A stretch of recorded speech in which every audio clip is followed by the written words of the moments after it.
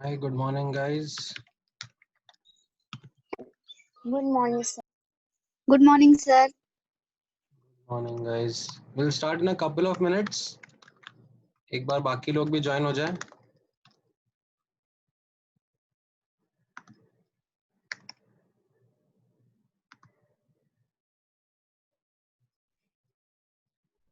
अच्छा, आप लोग एक मेरी छोटी सी हेल्प कर दोगे? आप लोगों के पास इसका वॉल्यूमेट्रिक का सॉफ्ट कॉपी होगा ना? बुकलेट का, वॉल्यूमेट्रिक के बुकलेट का.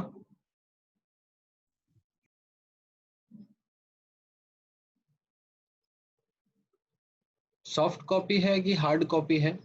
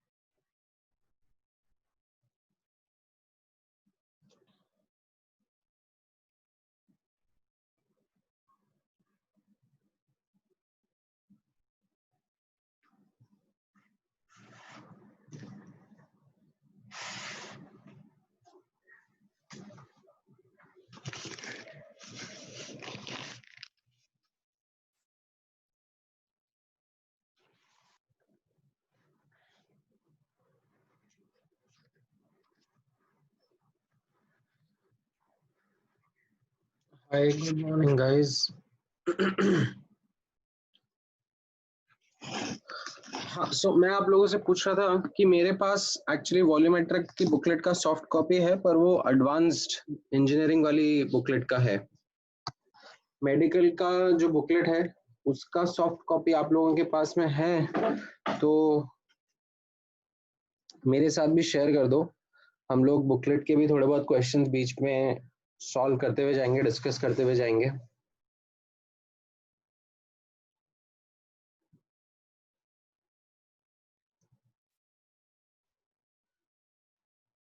आप लोगों के पास है कि नहीं है बुकलेट? पहले तो मुझे ये बताओ.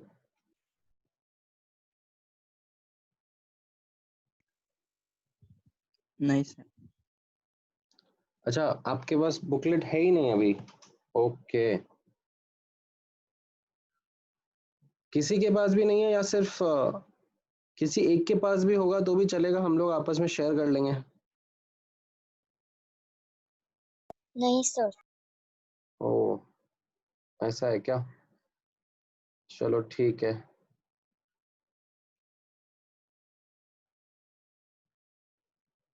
ठीक है. इन केस बुकलेट नहीं है तो पहले तो मैं एक्चुअली ऐसा करता हूँ, आज की क्लास के बाद में मैं एक बार बुकलेट मंगवाता हूँ, फिर मैं आप लोगों के साथ में ग्रुप पे शेयर कर दूंगा. ठीक है.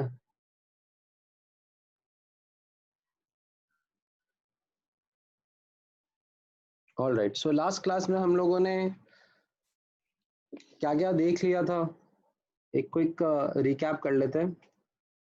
हम लोगों ने लास्ट क्लास के नोट्स अगर मैं आपके देखूंगा तो हम लोगों ने ऑक्सीडेशन स्टेट के बारे में बात करा था. देन रिडॉक्स रिएक्शंस क्या होते हैं एंड हम लोगों को रिडॉक्स रिएक्शन आइडेंटिफाई करना आ गया था कि कोई रिएक्शन अगर रिडॉक्स है कि नॉन रिडॉक्स है. देन हम लोगों ने टाइप्स ऑफ रिडॉक्स रिएक्शन पढ़े थे, जिसमें हम लोगों ने simple, intramolecular redox, disproportionation and comproportionation redox reactions का डिस्कस किया था. ठीक है. इनकी डिटेल्स आप एक बार दोबारा से डेफिनेटली रिवाइज करना. Then there was this balancing of redox reaction part. ठीक है, जिसमें you had multiple ways and मैंने आपको एक आयन इलेक्ट्रॉन मेथड से बैलेंसिंग करने का स्टेप बाय स्टेप मेथड बताया था.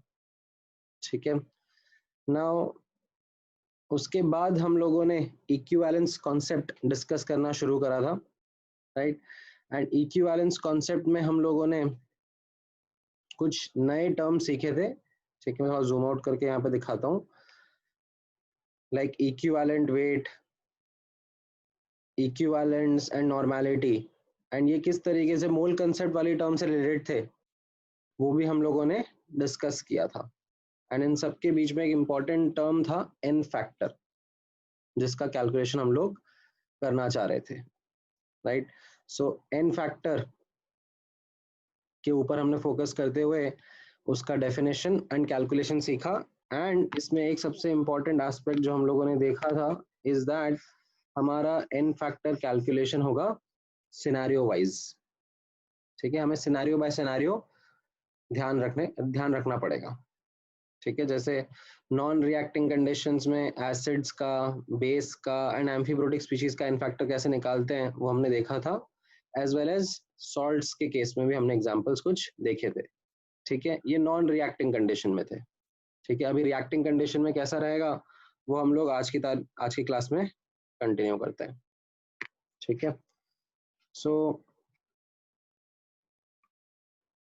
मैं इसकी हेडिंग डाल देता हूँ, the same one, calculation of n factor, and ये कंटिन्यूड है, ठीक है। इसमें हम लोगों ने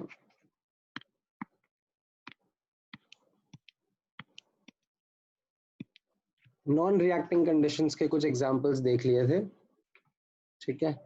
तो उनके एग्जांपल के बेसिस पर ही लेट्स से अगर मैं आपसे पूछूंगा इक्विवेलेंट वेट, ठीक है, equivalent weight of sodium oxide will be, तो क्या रहेगा आपका answer? Equivalent weight of sodium oxide,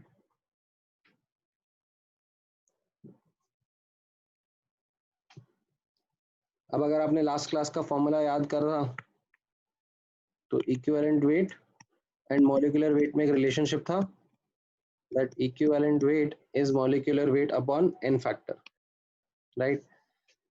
तो अब बताओ क्या रहेगा आंसर?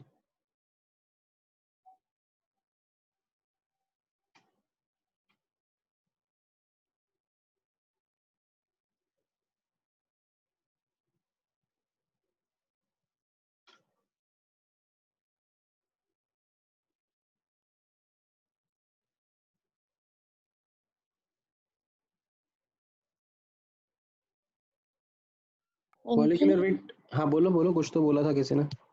31।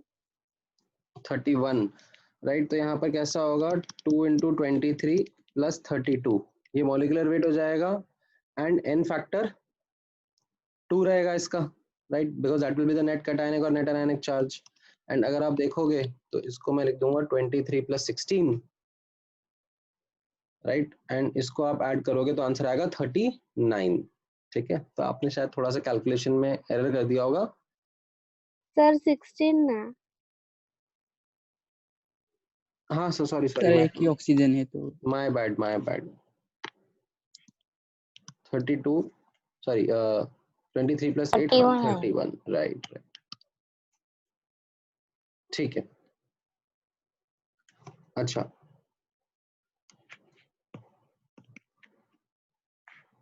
इसी तरीके से अगर मैं किसी एसिड बेस के बारे में आपसे पूछूंगा, इक्विवेलेंट ऑफ, यहाँ पर ऑब्जर्व करना,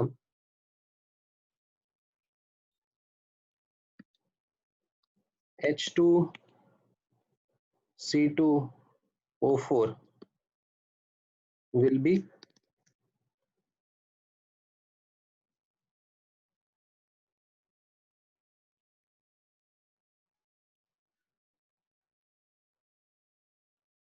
ठीक है, H2C2O4 क्या हो गया आपका? Oxalic acid. 45। एक बार देख लेते हैं। सो यहाँ पर मॉलिक्यूलर वेट हो जाएगा 2 × 1 + 2 × 12 + 4 × 16 अपॉन इसका n फैक्टर हो जाएगा 45 sir. Right.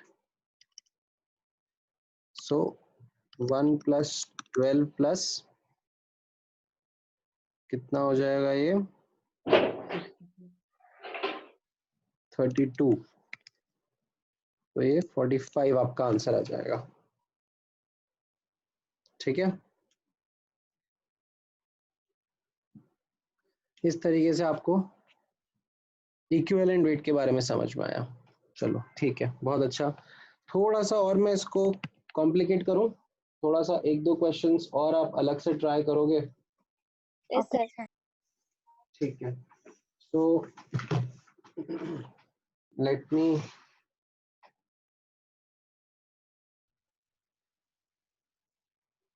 Give me 1 second, मैं एक आध क्वेश्चन खोलता हूँ।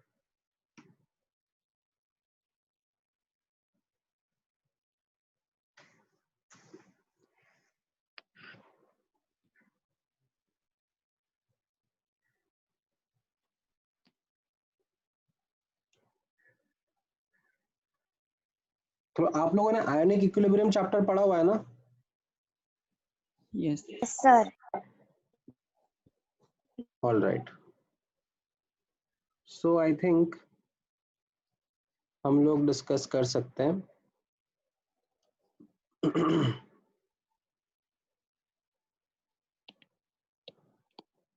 Determine pH of 0.1 normal HCl solution। ठीक है, HCl के बारे में आपको पता ही है कि ये स्ट्रॉन्ग एसिड है।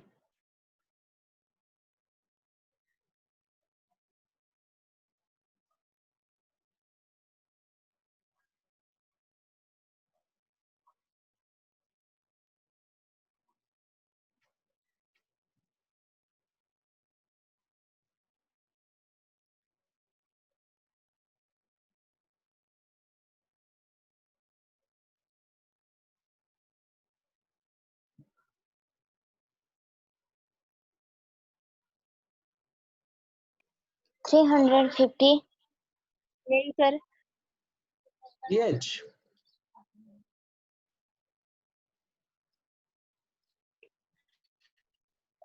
pH पूछा है मैंने, pH।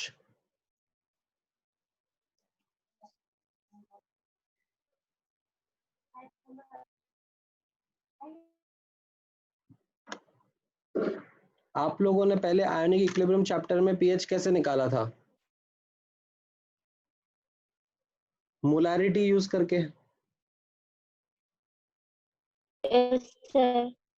राइट। तो अगर मान लो यही क्वेश्चन में मैं इंस्टेड ऑफ ऐसे 1 0.1 मोलर लिख देता तो आपका आंसर आसान हो जाता। आप बोल देते pH 1 आ जाएगा, है 1 ना? है। तो अभी लेकिन मैंने यहाँ पे बोला हुआ है 0.1 नॉर्मल। तो अब आप यहाँ पे देखना, आप ऐसे कर सकते हो, normality is equal to molarity into n factor. ठीक है, ये 0.1 दिया हुआ है। एन फैक्टर कितना होगा HCl का? HCl का एन फैक्टर 1 होगा। 1। तो आपको यहाँ पर मोलारिटी ऑफ HCl भी मिलेगा 0.1। ठीक है, अब आपको आता है कैसे कैलकुलेशन करते हैं, right. Now this implies H plus का कॉन्सेंट्रेशन भी 0.1 मोलर होगा। Why? Because HCl is strong acid. तो pH क्या हो जाएगा? Minus log of H plus, so minus log of 0.1 will be 1। अच्छा, चलो ठीक है, अभी ये अगर समझ में आ गया है तो वापस से मुझे एक और क्वेश्चन करके बताओ। Determine pH of 0.1 normal H2SO4 solution. ठीक है, और इसमें कैसा है कि both H are strong, completely ionizable. ये मैंने आपको हिंट दे दिया है। अब बताओ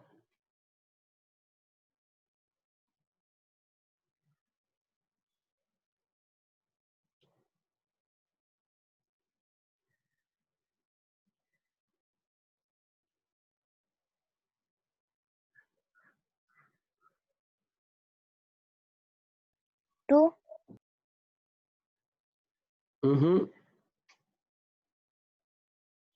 दोबारा ध्यान से देखो। 5. नहीं,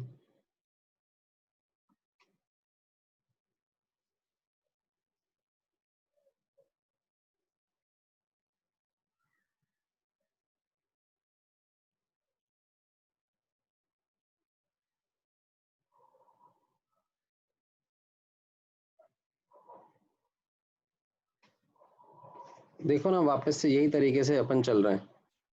तो हमें क्या है, हमें जब मोलारिटी मिलती थी तो हम कंफर्टेबल होते थे, ठीक है। तो हम लोग क्या कर लेंगे, मोलारिटी वापस निकाल लेंगे यहाँ से। Normality is equal to molarity into n factor होता है। तो अभी एन फैक्टर कितना होगा, H2SO4 का एन फैक्टर कितना होगा? 2. 2. राइट। तो इससे हमें क्या समझ में आ गया, that concentration of H2SO4, molar concentration of H2SO4 आ गया 0.1/2 मोलर, ठीक है। 0.3 सर. सो H प्लस का कॉन्सेंट्रेशन कितना आएगा, 0.1/2 इंटू 2, राइट, बिकॉज कैसा है, both H plus are strong. तो एक H2SO4 से 2 H प्लस आ रहे हैं ना, तो H प्लस का कॉन्सेंट्रेशन कितना हो गया, वापस से 0.1 मोलर ही हो गया। तो pH will be minus log of H plus. तो यहाँ पर 1 आंसर आ जाएगा वापस से। देखो आपको समझ में आया कि नहीं आया, एंड कोशिश करना आप आइडेंटिफाई करो आपने कहाँ पर केयरलेस मिस्टेक करी।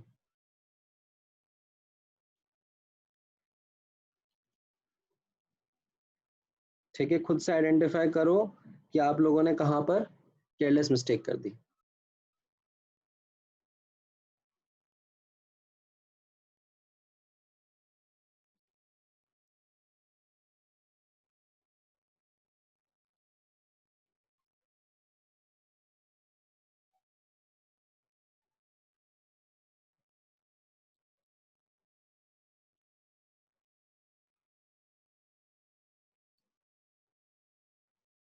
ये समझ में आया? Yes. अच्छा, फिर एक और एग्जांपल देखना, ठीक है। इसी नॉर्मेलिटी पर मैं आपको बताता हूँ दैट जब हम लोग, इनफैक्ट मैं इसको एक इम्पोर्टेंट नोट की तरह लिख लेता हूँ।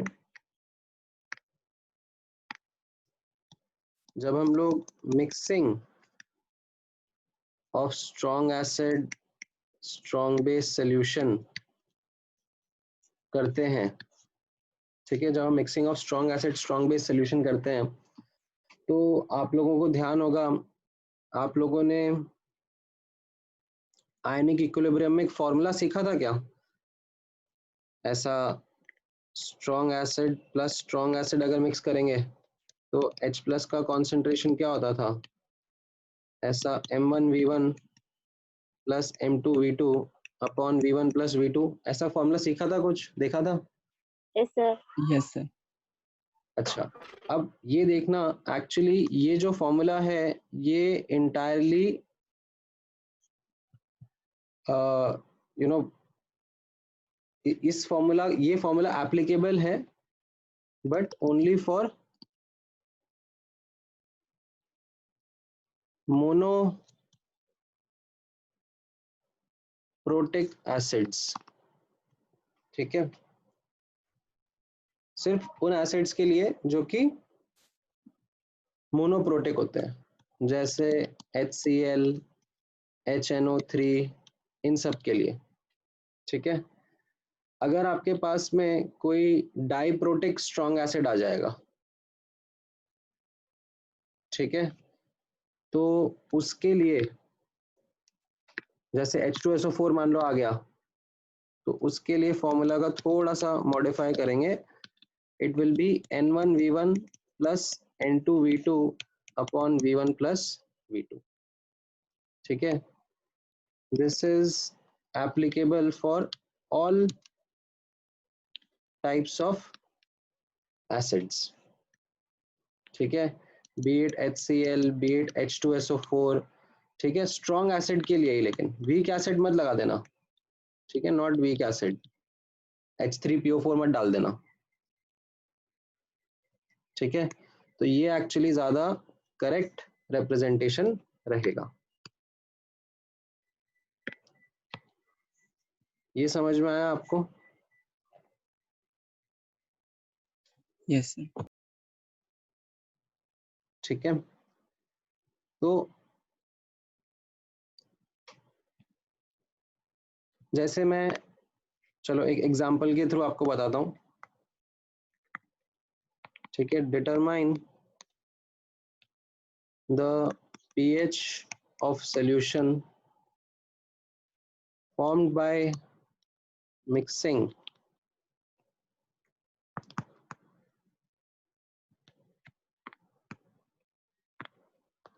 100 ml of 0.1 normal NaOH solution with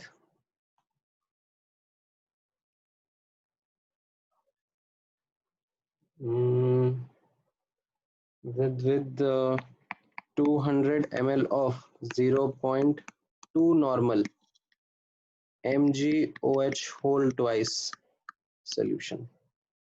ठीक है, थोड़ा सा लॉग का कैलकुलेशन हो सकता है अच्छा सा ना आए, बट चलो कोशिश करो इसका आंसर बताने का मुझे.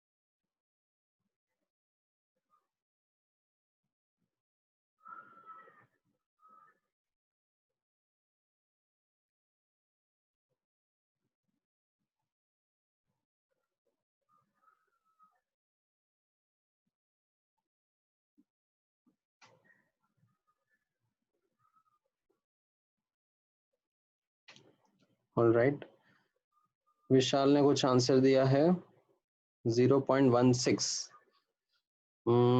नहीं विशाल, सही तो नहीं लग रहा है. देखो ना, यहाँ पर अब ये कैसा हो जाएगा, जैसे ऊपर मैंने आपको strong acid plus strong acid के बारे में बताया था. ठीक है, तो यहाँ पर ये strong base plus strong base हो जाएगा. ठीक है, this will be strong base plus strong base solution. Strong base plus strong base solution में कैसा होता था, OH माइनस का concentration will be equal to N1V1 plus N2V2 upon V1 plus V2. ठीक है, ये फॉर्मूला यूज करेंगे. This will be applicable for all types of strong base. ठीक है, not just NaOH KOH type जिसमें single OH minus है. ठीक है, जो आपने पहले फॉर्मूला पढ़ा था ये वाला M1V1 वाला, ये किसके लिए एप्लीकेबल था? This was only applicable for base जिसके अंदर सिंगल OH माइनस होता है पर मॉलिक्यूल. ठीक है, अब ये वाला नॉर्मेलिटी वाला फॉर्मूला सब पे वैलिड रहेगा, ठीक है। तो यहाँ पर आप डाल दोगे 0.1 into 100 plus 0.2 into 200 upon 100 plus 200, तो ये कितना हो जाएगा 0.5/3, ठीक है। हाँ शायद अंजलि का शायद सही आ रहा है, तो ये आपका OH माइनस का कॉन्सेंट्रेशन हो जाएगा, ठीक है। तो यानी कि POH पहले निकालने की कोशिश करो, POH will be minus log of OH minus, right. इसको मैं ऐसे 1/6 भी बोल सकता हूँ, ठीक है। 0.5/3 को 1/6 बोल सकता हूँ, ठीक है। तो माइनस लॉग ऑफ 1/6 यानी कि ये log 6 हो गया, एंड log 6 क्या हो जाएगा log 2 प्लस log 3। आप लोगों को ये वैल्यूज याद करने के लिए बोला गया है, ठीक है। log 2 एंड log 3 की वैल्यूज आपको याद होनी चाहिए। तो ये कितना हो जाएगा 0.78, ये POH हो गया। तो दिस इम्प्लाइज pH कितना हो जाएगा 14 माइनस 0.78, दैट इज 13.22। ये समझ में आया कैलकुलेशन, ठीक है। थोड़ा सा कैलकुलेशन था इस क्वेश्चन में, बट इतना बुरा कैलकुलेशन भी नहीं था कि आप लोग कर ना पाओ।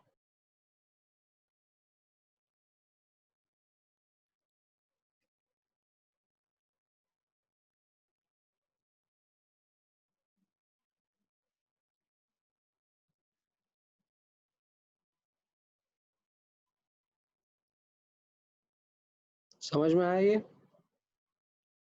कोई डाउट है इसमें? एक बार देख लो, समझ लो।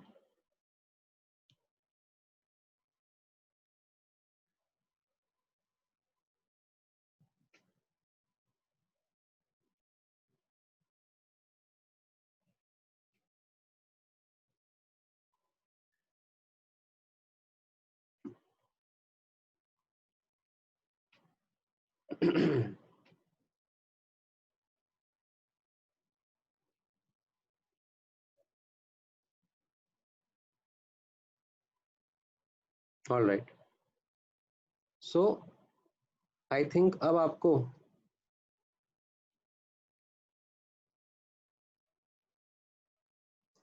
अच्छा विशाल, आपने OH माइनस का आंसर दिया था, हाँ हाँ ठीक है। तो OH माइनस का आंसर आपने सही दे दिया, बट मैंने pH पूछा था, तो इसलिए आपको फिर pH का कैलकुलेशन करना था। बट ठीक है, आपने एक पॉइंट तक तो सही दिया था, ठीक है। आपने OH माइनस की कॉन्सेंट्रेशन यहाँ तक का दे दिया था, बट मैंने ये नहीं पूछा था ना, मैंने तो pH पूछा था। वहां पे भी एक्चुअली गड़बड़ होती है, स्टूडेंट्स केयरलेस मिस्टेक कर देते हैं।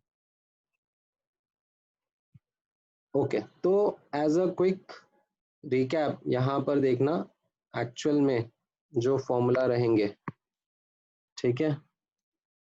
तो मैं आपके सामने एक बार यहाँ पर एक इम्पॉर्टेंट नोट डाल के फॉर्मूला यहाँ पे बना दूंगा,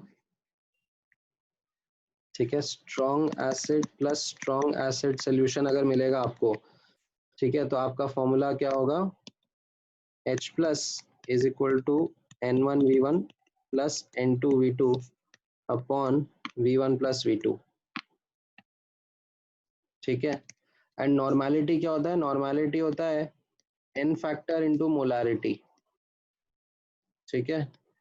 N फैक्टर इंटू मोलारिटी, तो ये एक्चुअली आपका करेक्ट फॉर्मूला होता है फॉर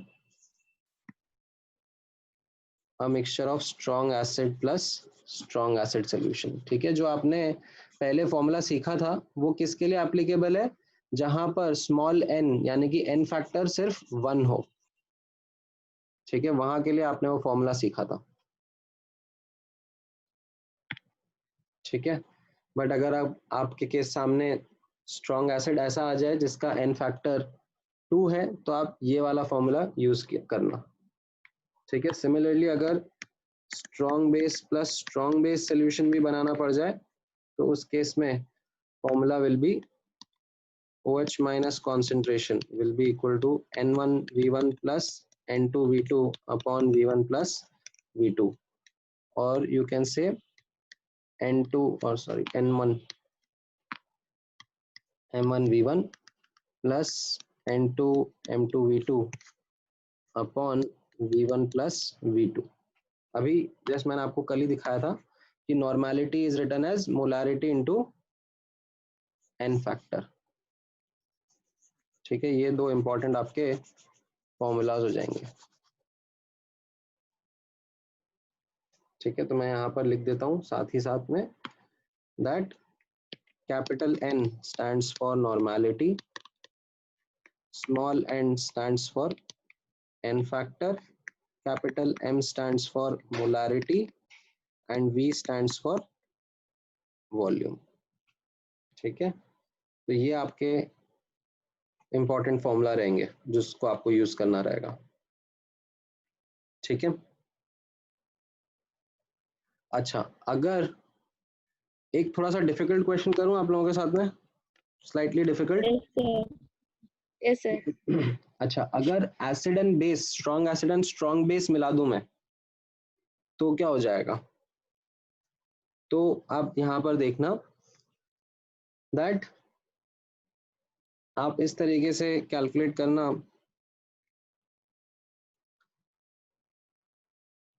अगर ऐसे में क्वेश्चन बना देता हूँ, determine pH of solution formed by mixing। ठीक है, determine pH of solution formed by mixing। अब मैं तीन चार चीजें मिक्स कर देता हूँ। ठीक है, यहाँ पर नोटिस करना 100 ml of 0.1 normal HCl solution, comma 200 ml of 0.2 molar H2SO4 solution, comma 200 ml of 0.1 molar MgOH whole twice solution। ठीक है, कॉमा 300 ml of, ठीक है, 300 ml of 0.2 normal NaOH solution and 200 ml of water। ठीक है, just simple water, ये सब मिला दिया मैंने। ट्राई करके बताओ क्या आंसर आता है।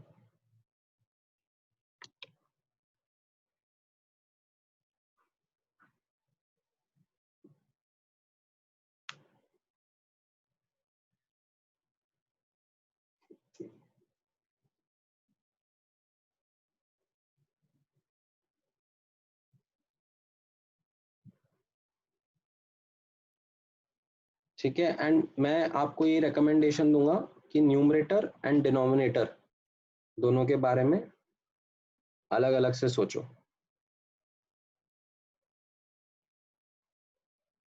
जो फॉर्मूलाज हमने लिखे हैं ना यहाँ ऊपर, इनके न्यूमरेटर और डिनोमिनेटर के बारे में सोचो।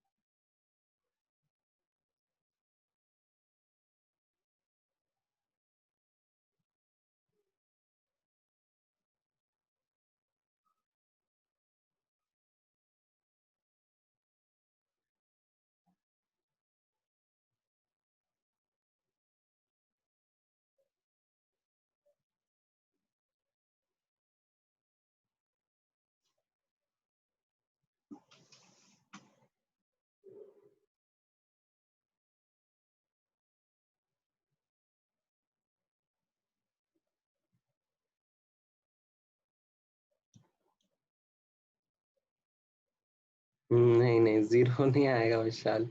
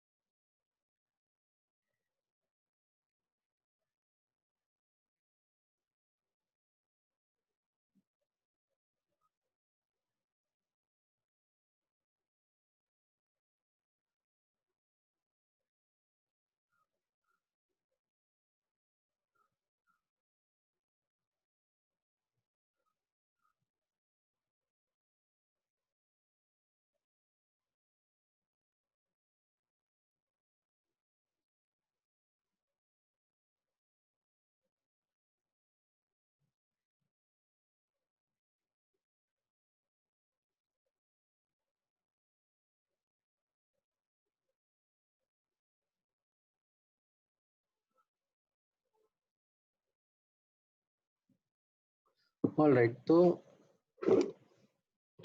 कैसे करेंगे इसको, ध्यान से ऑब्जर्व करना थोड़ा सा। मैं जूम कर लेता हूँ। यहाँ पर ऑब्जर्व करना, आप देखो, अब या तो H प्लस बचेगा या फिर OH माइनस बचेगा, ठीक है। एंड ये आपस में कैसे डिसाइड करेंगे क्या बचेगा, विल बी लेफ्ट, ठीक है। तो अब आप कैसा करो, दैट न्यूमरेटर, ठीक है, NR मतलब न्यूमरेटर लिख रहा हूं मैं, न्यूमरेटर कैलकुलेशन आप कर लो। मतलब मैं इनफैक्ट आपको चलो फॉर्मूला बता देता हूँ। यहाँ पर फॉर्मूला कैसा रहेगा,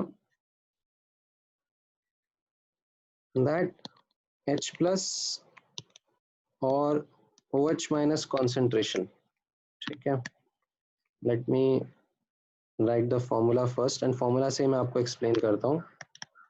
H प्लस कॉन्सेंट्रेशन और OH माइनस कॉन्सेंट्रेशन, ठीक है, दोनों में से जो भी बचेगा विल बी इक्वल टू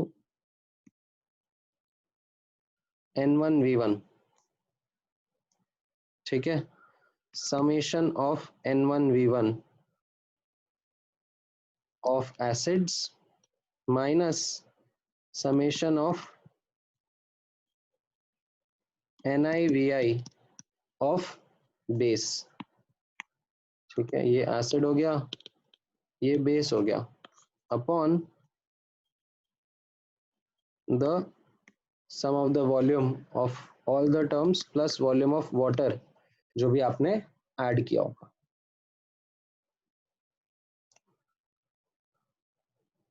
ठीक है। जनरली हम लोग वाटर डालते नहीं ऐसे सेपरेटली, बट यहाँ पर क्योंकि डाला हुआ है क्वेश्चन में, तो इसके लिए मैं यहाँ पे ये नोट डाल के लिख रहा हूँ,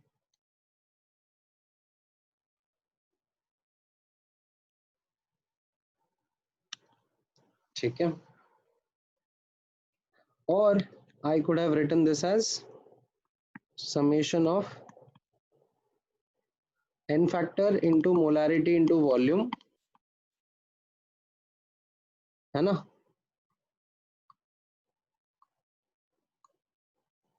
upon summation of volume plus volume of water. ये आपको समझ में आया कि नहीं आया, या फिर ये समेशन का साइन से आप डर गए हो?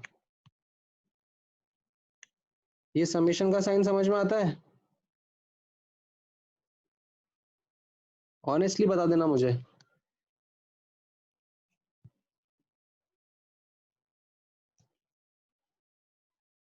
मतलब ये सिर्फ एडिशन ही होता है एक तरीके से।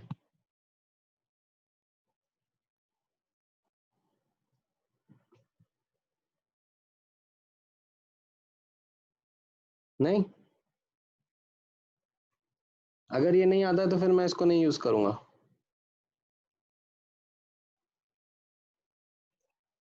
ओके, आई थिंक नहीं आता है, क्योंकि किसी का भी रिस्पॉन्स नहीं आ रहा है, तो ठीक है, हम लोग इसको इस तरीके से नहीं लिखेंगे। मैं इसको थोड़ा सा और सिंप्लीफाई करके बताने की कोशिश करता हूँ, ठीक है। सो यहाँ पर आप नोटिस करो, चलो एक एक करके जाते हैं।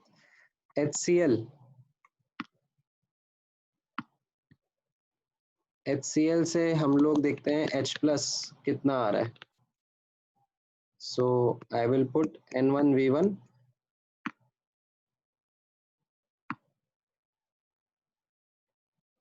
और स्मॉल n M1V1, ठीक है, इस तरीके से डालूंगा,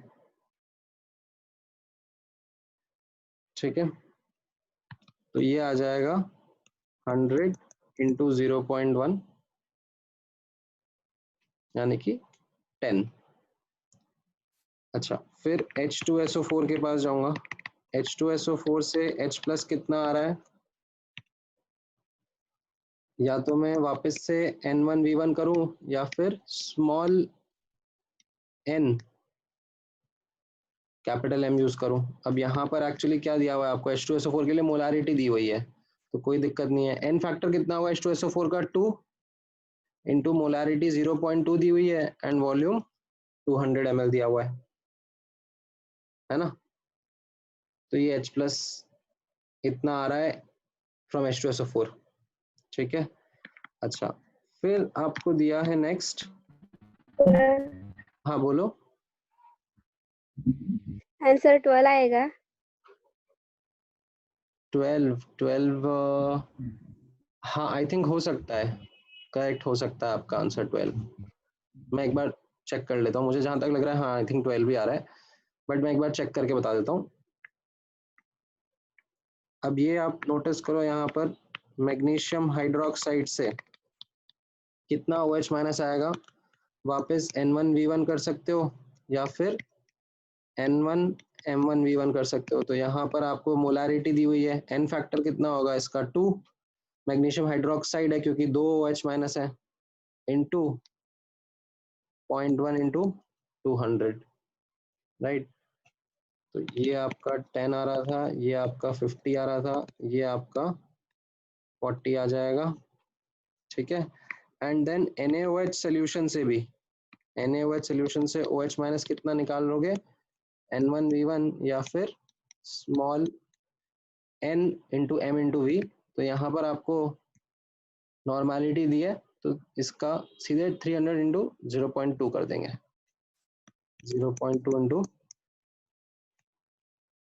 300, तो ये आपका आ जाएगा 60, ठीक है।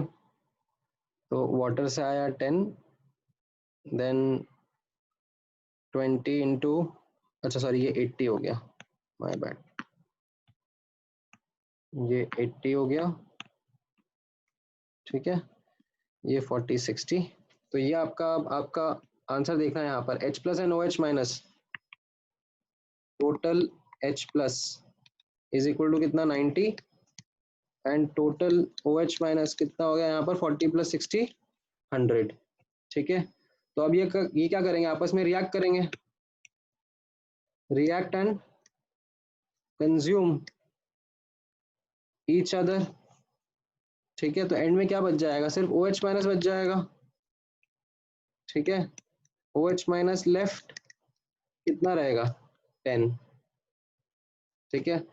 तो अब आपके केस में यहाँ पर नोटिस करना OH माइनस का कॉन्सेंट्रेशन निकलेगा, this will be 10 upon volume total,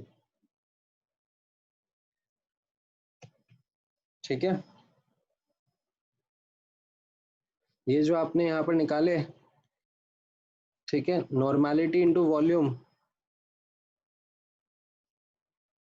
ये न्यूमरेटर था, ठीक है। ये सब आपकी न्यूमरेटर की कैलकुलेशन हो रही थी, कैलकुलेशन ऑफ न्यूमरेटर,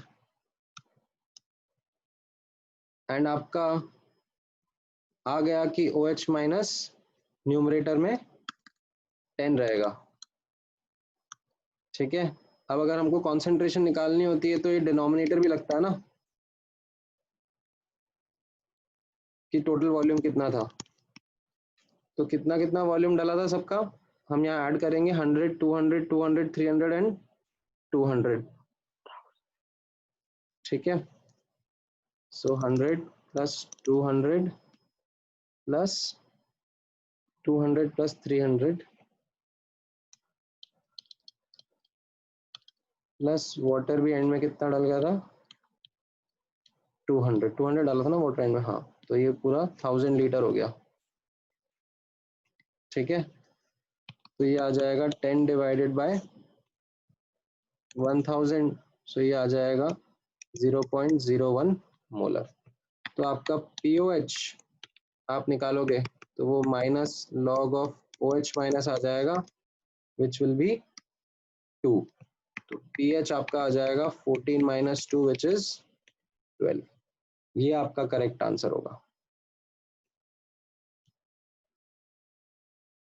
ठीक है।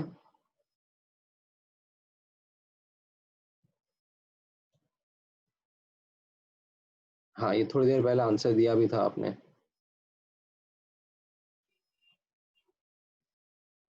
ठीक है। यहाँ पर ये वॉल्यूम ऑफ वाटर मत भूलना, ये वॉल्यूम ऑफ वाटर भी ऐड करना पड़ेगा। ये सब तो कैसे थे, ये सब तो सोल्यूशन से वॉल्यूम आ रहा था, बट इसमें एक छोटा सा मतलब क्वेश्चन को थोड़ा सा और डिफिकल्ट कैसे बनाया गया कि उसमें अलग से वाटर भी डाल दिया।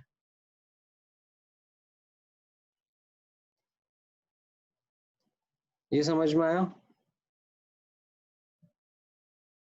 तो अब मैं आपको फॉर्मूला बता देता हूँ, इसका सिंप्लीफाइड फॉर्मूला। अब आपके सामने कभी भी ऐसा क्वेश्चन आए तो इसका फॉर्मूला कैसा रहेगा, ठीक है।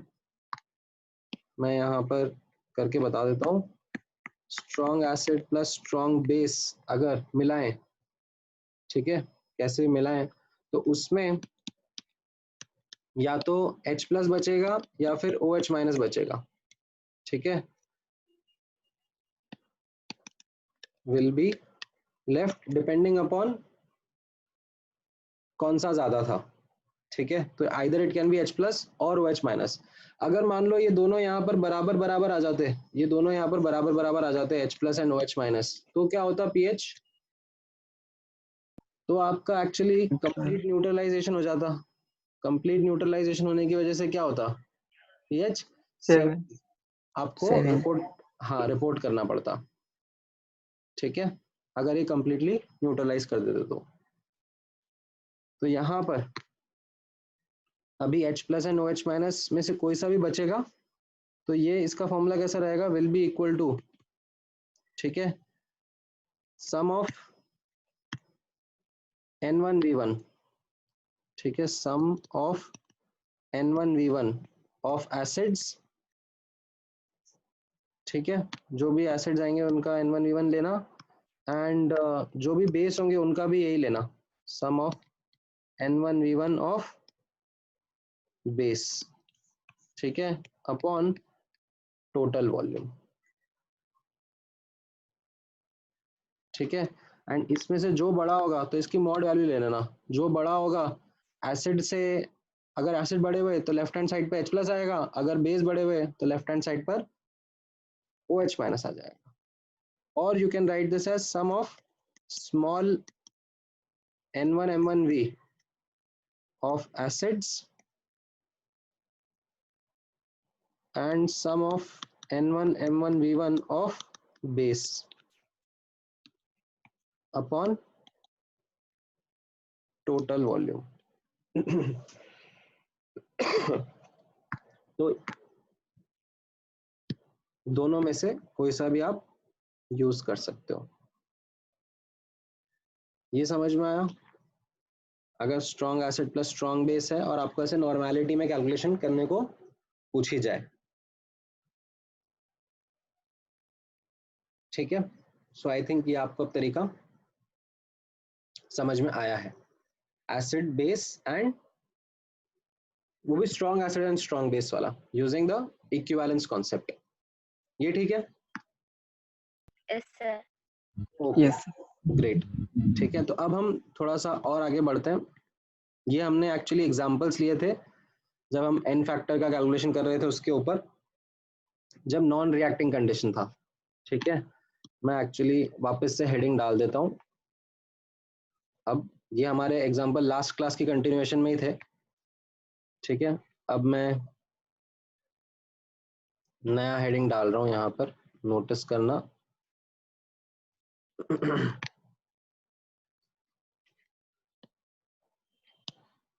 Calculation of n factor.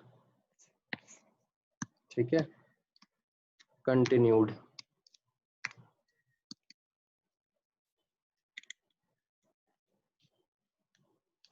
सो इसमें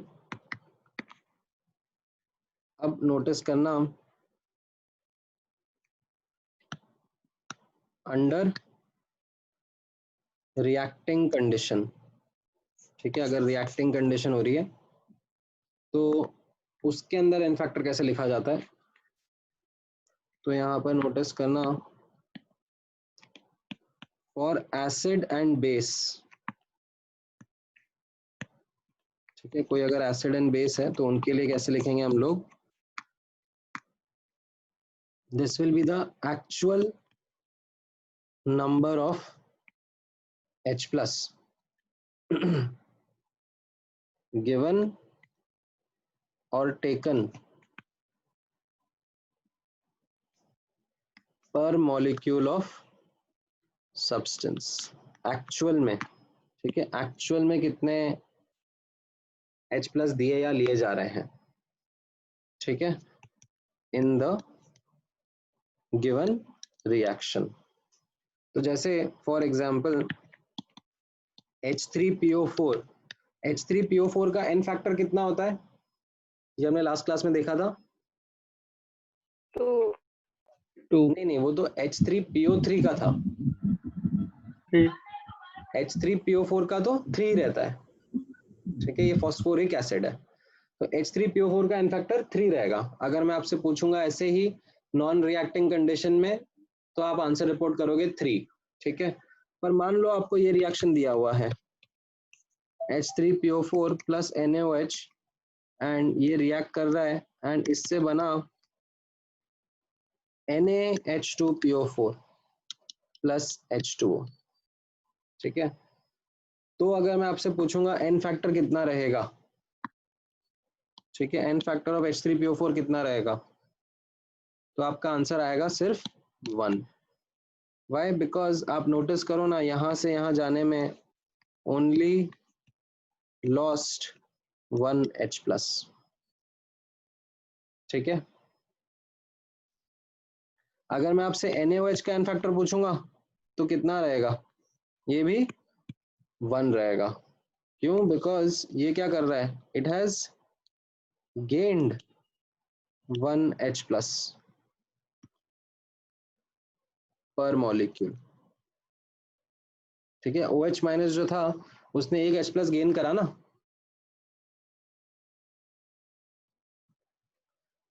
अच्छा, अगर एक और एग्जांपल मैं करता हूँ, अगर मान लो यही रिएक्शन मैं ऐसे लिख दूँ, H3PO4 plus 2 NaOH gives Na2HPO4 plus H2O। ठीक है, अब अगर मैं आपसे पूछूं इसका एन फैक्टर कितना होगा H3PO4 का, क्या 2 रहेगा आपका आंसर? 2 एकदम सही, 2, क्योंकि यहाँ पर इसने क्या करा है, लॉस्ट 2 H प्लस पर मॉलिक्यूल। ठीक है, NaOH के लिए आप लोग क्या बोलोगे, एन फैक्टर कितना रहेगा? 1 NaOH के लिए 1 रहेगा, क्योंकि क्या होगा, इसने गेन करे हैं 2 H प्लस, बट 2 मॉलिक्यूल ने करे हैं ना। यहाँ पर आप देखो 2 मॉलिक्यूल हैं जिन्होंने दोनों ने एक एक H प्लस गेन करा है, तो यहाँ पर एक्चुअली में जो हुआ है वो यही हुआ है, गेन्ड 1 H प्लस पर मॉलिक्यूल। ठीक है, सो आई थिंक आपको ये समझ में आया है कि एसिड एंड बेस के लिए कैसे करेंगे। ठीक है, अच्छा, अब यहाँ पर नोटिस करना, फॉर अदर रिडॉक्स, ठीक है, अदर तो ठीक है, छोड़ा, अदर वर्ड की जगह आप लिखो for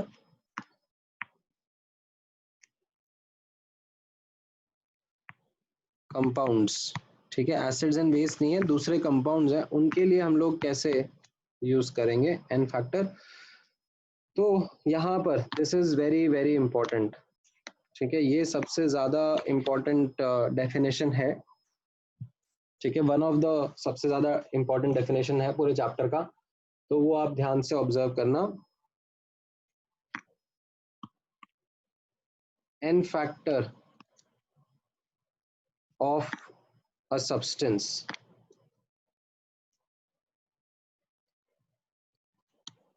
is the number of moles of electrons given or taken per mole of substance, ठीक है, सब्सटेंस जो है वो रिएक्शन के अंदर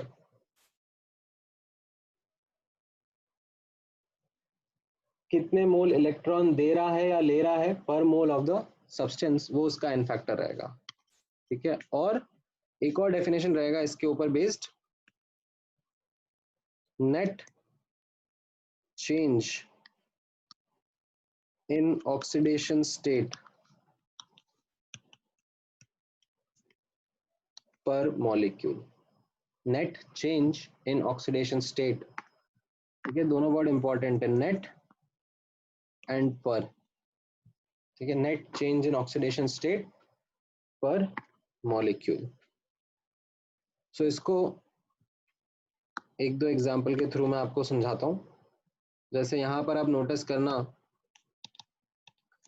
zinc plus HCl is giving ZnCl2 plus H2, ठीक है। तो इसमें आपने नोटिस किया होगा जिंक 0 से +2 जा रहा है एंड हाइड्रोजन +1 से 0 जा रहा है, ठीक है, रिडॉक्स रिएक्शन है। अब अगर मैं आपसे इसमें एन फैक्टर के बारे में पूछूंगा तो आप मुझे आंसर देना। जिंक का एन फैक्टर कितना होगा, 0 से 2 जा रहा है तो कितने का चेंज, 2 का चेंज आया, एंड कितने एटम्स थे पर मॉलिक्यूल, एक ही एटम है इन द सब्सटेंस, तो एन फैक्टर 2 आ जाएगा, ठीक है। अगर मैं आपसे HCl के बारे में पूछूंगा, ठीक है, HCl में क्लोरीन का तो कुछ नहीं हो रहा है, क्लोरीन तो एज इट इज -1 का -1 में ही है, क्लोरीन के अंदर नो चेंज, जो चेंज हो रहा है वो किस में हो रहा है, सिर्फ हाइड्रोजन में, एंड वो चेंज कितना हो रहा है, 1 से 0 का जा रहा है, और कितने एटम्स है हाइड्रोजन के इन द मॉलिक्यूल, एक ही एटम है, तो इसका एन फैक्टर भी आपका आ जाएगा HCl का 1। अच्छा, ZnCl2 का एन फैक्टर कितना रहेगा, ZnCl2 यहाँ पर नोटिस करना, वापस से क्लोरीन में तो कोई चेंज नहीं है, ठीक है, जो भी चेंज है वो किसमें, जिंक में है, 0 से 2 जा रहा है तो 2 का चेंज, ठीक है, हमेशा मॉड चेंज लेना है, मैग्नीट्यूड ऑफ चेंज लेना है। और कितने एटम है जिंक के इन द मॉलिक्यूल, एक ही एटम है, ठीक है। और अगर H2 का मैं आपसे पूछूंगा तो यहाँ पर 1 से 0 जा रहा है, एक का चेंज है, और कितने एटम्स है, 2 एटम है in the H2 molecule, hydrogen के 2 एटम है, ठीक है। तो यहाँ पर नोटिस करना, ये जो मैंने लिखे हैं, ठीक है, ये क्या रिप्रेजेंट करते हैं, नंबर ऑफ एटम्स, ठीक है, number of atoms in the molecule, ठीक है। तो ये सब्सक्रिप्ट वाला पार्ट है, सब्सक्रिप्ट पे फोकस करना, ठीक है। एंड ये जो मैंने लिखा है यहाँ पर 2, ठीक है, यहाँ पर 1, ठीक है, यहाँ पर मैंने लिखा है 2, यहाँ पर लिखा है 1, ये क्या था, this is change in oxidation state, ठीक है। तो एक दो एग्जांपल और कराता हूँ ताकि आपका प्रैक्टिस हो जाएगा। ठीक है, ये आपको एन फैक्टर निकालना आया। अच्छा, एक एग्जांपल और करते हैं, चलो। ठीक है, यहाँ पर ऑब्जर्व करना। सो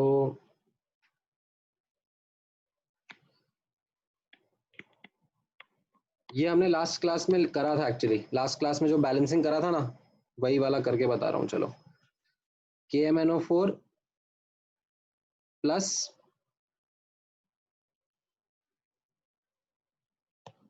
FeSO4 प्लस H2SO4, ठीक है, it gave MnSO4 plus Fe2SO4 whole thrice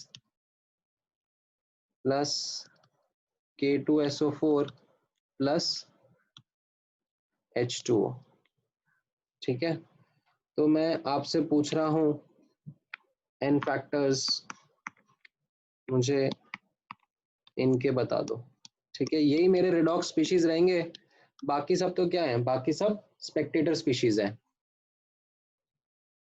ठीक है, जो ये बाकी सब हैं, ठीक है, इनमें एन फैक्टर चेंज ही नहीं हो रहा है। इफ यू रिमेम्बर, ये वाला, ये वाला,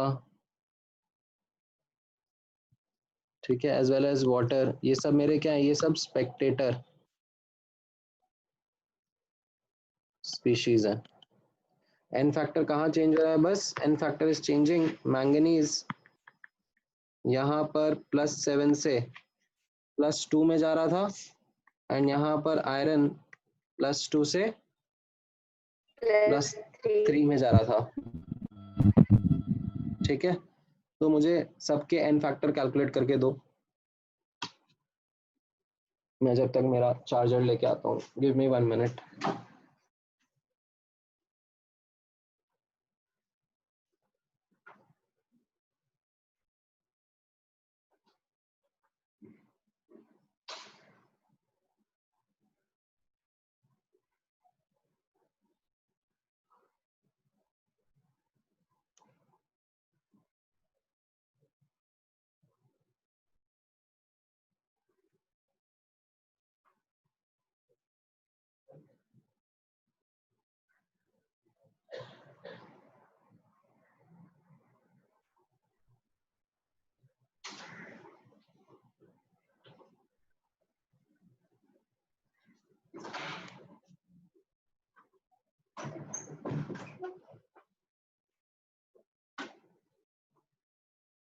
आया किसी का आंसर? आप लोगों ने चैट में लिख के भेजा है क्या? नहीं। 5 5 1 हाँ, पहले वाले का 5 5 सही। 1 1 सेकेंड एफी का 1 ठीक है, 5 फिर 5 एंड फिर आखिरी वाला 2 एकदम सही। तो यहाँ पर हो जाएगा, ये 5 का चेंज आएगा और एक ही आइटम है, एक का चेंज आएगा एक ही आइटम है, 5 का चेंज आएगा एक आइटम है, और एक का चेंज आएगा पर 2 आइटम है आयरन के यहाँ पर इस मॉलिक्यूल के अंदर। ठीक है, ये समझ में आया? Yes sir. All right, so ये आपको भी n factor in case of redox reaction calculate करना आया है। ठीक है, net change in oxidation state per molecule. ठीक है, अब इससे आप जो सीख सकते हो वो एक बहुत इंपॉर्टेंट कॉन्सेप्ट है। ठीक है, which is called as law of chemical equivalence. ठीक है, यहां पर हम लिखते हैं लॉ ऑफ केमिकल इक्विवेलेंस। अच्छा, यहां पर 2 डेफिनेशन से इसको मैं डिराइव करता हूं आपके लिए। ठीक है, एंड फिर हम इसको यूज करना सीखेंगे। सो यहाँ पे नोटिस करना, before law of chemical equivalence,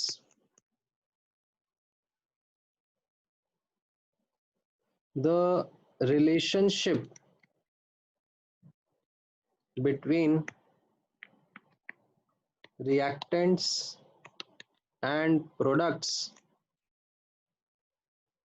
was based upon balanced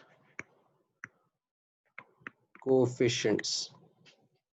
ठीक है, जब पहले हमारे पास में लॉ ऑफ केमिकल इक्विवेलेंस नहीं था, तो हमें अगर रिएक्टेंट और प्रोडक्ट्स के बीच में रिलेशनशिप एस्टैब्लिश करना था, वो किनकी मदद से होता था? कोफिशिएंट्स की मदद से। कैसे? जैसे अपन ने ये लास्ट क्लास में देखा था, यही वाला ऊपर वाला ही एग्जाम्पल, इफ यू रिमेम्बर। तो इसमें ऐसे बैलेंस्ड इक्वेशन मुझे तो याद है, तो मैं फटाफट लिख देता हूँ, आपको चाहिए तो आप नोट्स में वापस जाके पीछे देखो कि आपने क्या लिखा था। 2KMnO4 plus 10 FeSO4 plus 8 H2SO4 gave 2 MnSO4 plus 5 Fe2SO4 whole thrice plus K2SO4 plus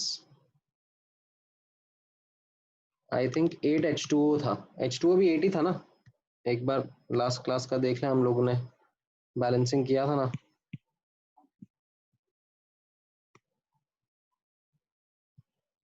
हाँ, 8 H2O ही आ रहा था एंड में। ठीक है,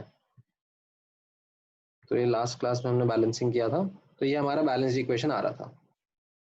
ठीक है, तो अगर अब मुझे रिलेशनशिप एस्टैब्लिश करना होता, तो वो कैसे रिलेशनशिप होता? Moles of KMnO4 upon 2 is equal to moles of FeSO4 upon 10 is equal to moles of MnSO4 upon 2 is equal to moles of Fe2SO4 whole thrice upon 5. ठीक है, moles upon coefficient is equal to moles upon coefficient. ऐसे हम लोग relationship establish करते हैं। फिर कितने मोल से कितना मोल रिएक्ट होगा, कितना मोल प्रोड्यूस होगा, वो सब कैलकुलेशन हम लोग कर लेते हैं। और फिर मोल्स की जगह मास पूछा होता या वॉल्यूम पूछा होता, तो वो सब हम लोग आसानी से इंटर कन्वर्जन कर लेते हैं।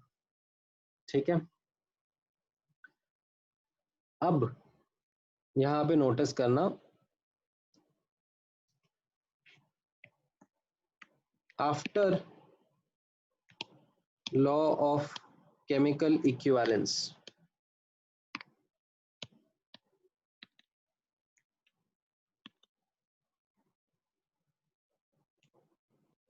we do not need balanced coefficients to establish relationship between reactants and products.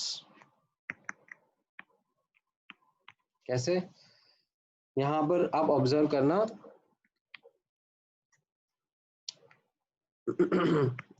N factor का डेफिनेशन क्या है? एन फैक्टर का डेफिनेशन क्या था? अभी थोड़ी देर पहले हमने लिखा,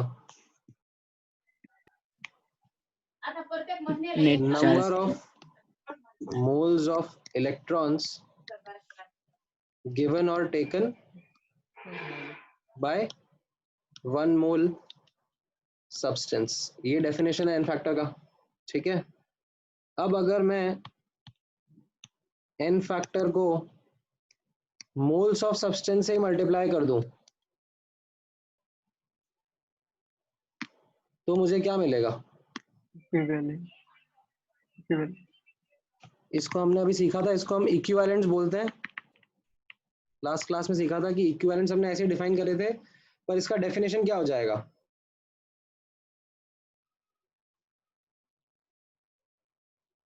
एन फैक्टर देखना है यहाँ पर, एन फैक्टर क्या रिप्रेजेंट कर रहा है? Moles of electron given taken by 1 mole substance. तो मान लो 1 मोल सब्सटेंस अगर 5 मोल इलेक्ट्रॉन दे या ले रहा है, ठीक है, और उस सब्सटेंस के अगर मान लो 2 मोल है, ठीक है। तो 5 into 2 क्या रिप्रेजेंट कर देगा? Total moles of electron given और taken by the substance,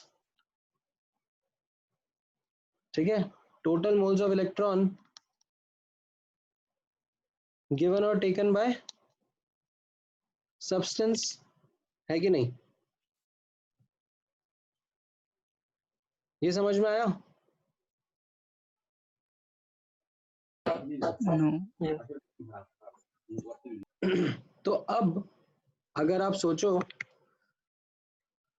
electron तो क्या हो रहा है, कोई दे रहा है कोई ले रहा है, ठीक है। तो जितने इलेक्ट्रॉन दिए जा रहे होंगे उतने इलेक्ट्रॉन लिए जा रहे होंगे, राइट। इलेक्ट्रॉन कंजर्व हो रहे हैं ना, इलेक्ट्रॉन आर कंजर्व्ड। ऐसा तो है नहीं कि इलेक्ट्रॉन कहीं पर बीच में डिस्ट्रॉय हो रहे हैं या बीच में क्रिएट हो रहे हैं, इलेक्ट्रॉन्स आर कंजर्व्ड। तो इसका मतलब क्या हो जाएगा, इक्विवेलेंट्स, ठीक है। Equivalents of oxidizing agent should be equal to equivalents of reducing agent, है कि नहीं?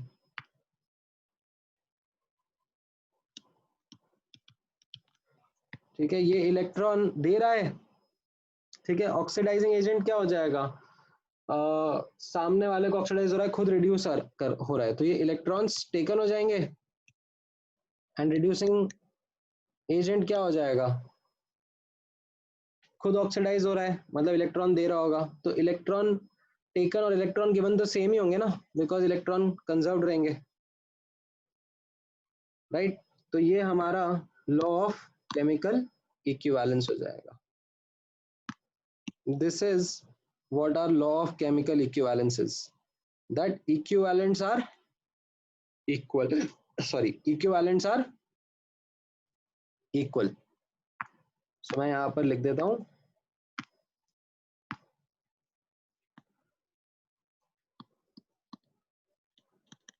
according to law of chemical equivalence, the equivalents of species undergoing reduction is equal to equivalents of species undergoing oxidation, right. तो ये वाला जो अपना example था अभी थोड़ी देर पहले, वापस से नोटिस करना, कौन सा एग्जाम्पल था, KMnO4 plus FeSO4 plus H2SO4 was giving MnSO4 plus Fe2SO4 whole thrice, ठीक है। मुझे ये बाकी स्पेक्टेटर स्पीशीज की भी जरूरत नहीं है, मतलब मैं सिर्फ इनसे काम चला लूंगा, जो रेडॉक्स स्पीशीज है इनके लिए हमने देखा था, ठीक है। अब मैं इसकी बैलेंसिंग नहीं करूंगा, फिर भी देखना मैं सेम रिलेशनशिप इनके बीच में निकाल लूंगा, नोटिस करना। ये एन फैक्टर हमने कैलकुलेट करे थे अभी थोड़ी देर पहले ही, एन फैक्टर कितने कितने आ रहे थे यहाँ पर, I1, I2, है ना। तो अब यहाँ पर नोटिस करना, जो मेरा लॉ ऑफ केमिकल इक्विवेलेंस है वो क्या कह रहा है, according to law of chemical equivalence, equivalents of KMnO4 is equal to equivalents of FeSO4 will be equal to equivalents of MnSO4 will be equal to equivalents of Fe2SO4 whole thrice।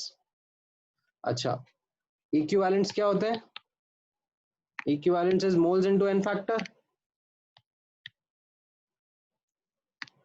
ठीक है। उसको मैं यहाँ पर use कर लेता हूँ, देखना यहाँ पर equivalents is equal to moles into n factor।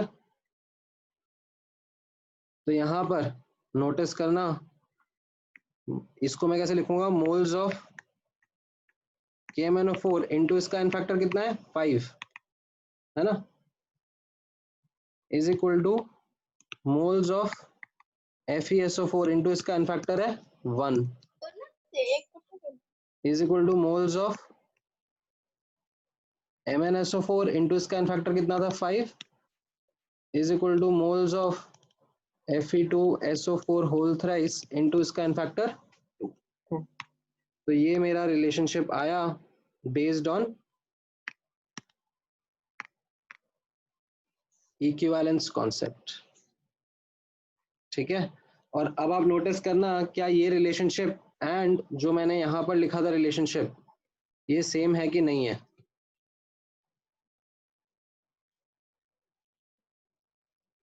चाहिए तो मैं इसको कॉपी भी कर लेता हूँ, रुको नीचे एक बार कॉपी करके लेके जाऊं इसको। अरे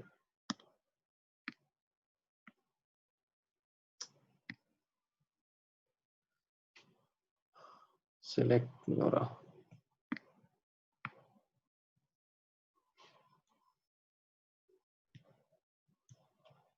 सेम दिख रहा है आपको ये? हाँ हाँ, मैं नोट शेयर करूंगा आप लोगों के साथ में, डोंट वरी। देखो थोड़ा सा जूम आउट कर देता हूँ, नहीं काफी ज्यादा जूम आउट हो जाएगा, दिखेगा ही नहीं। एक मिनट, मैं इसको कॉपी करता हूँ।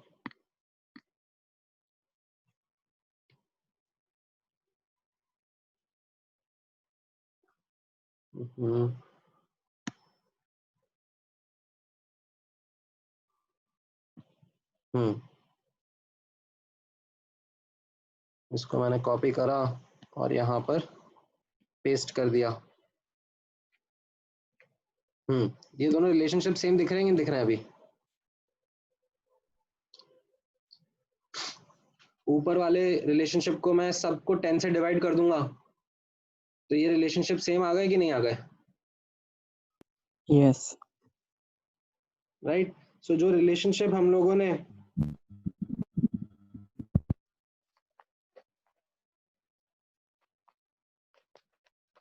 निकाला था बेस्ड ऑन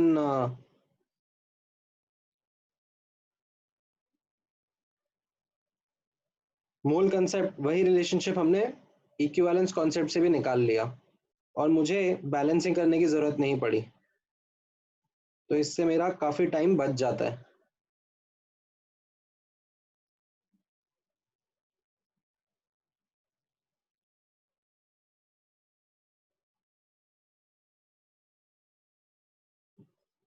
ये समझ में आया?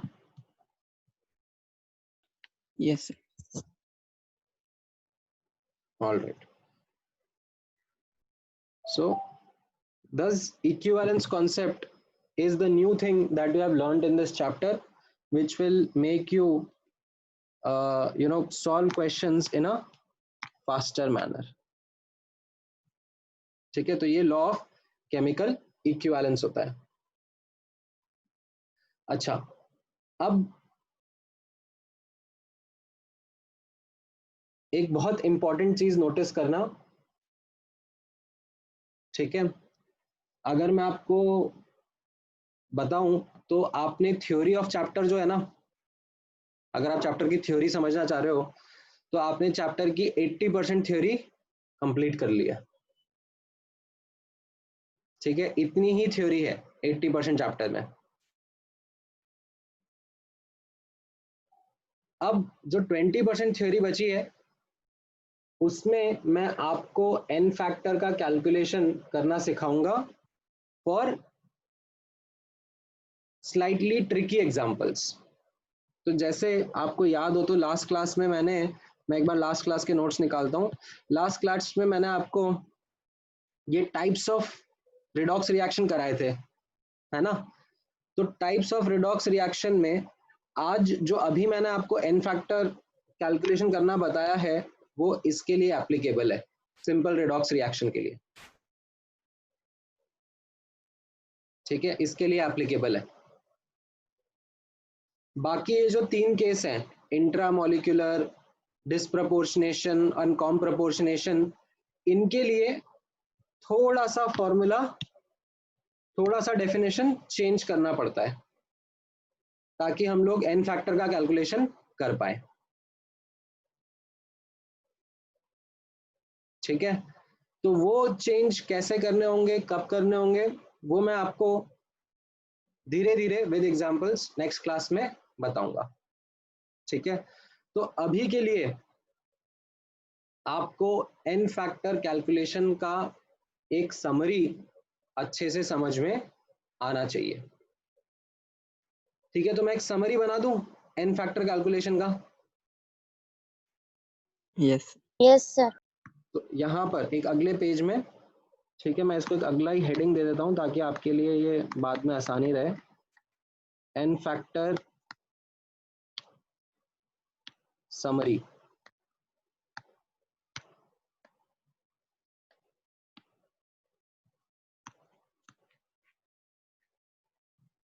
ठीक है, तो यहाँ पर नोटिस करना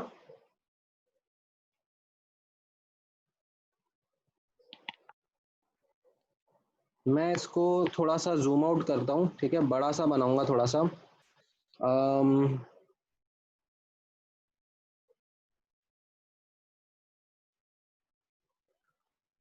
या एक्चुअली चलो उसी पेज में बना देता हूँ यार, एक्चुअली वरना जब मैं इसका पीडीएफ बनाता हूँ ना तो फिर थोड़ा सा गड़बड़ हो जाएगा, अगले पेज में बनाऊंगा तो। ठीक है, इसी पेज में आप लोग ले लो तो आई थिंक बेटर रहेगा।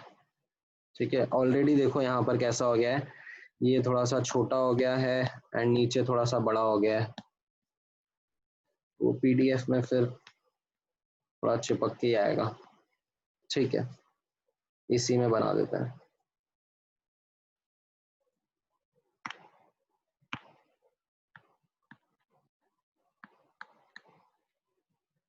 N factor calculation summary.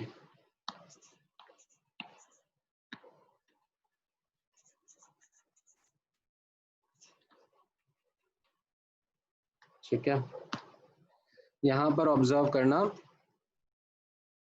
किस तरीके से ये रहेगा। एन फैक्टर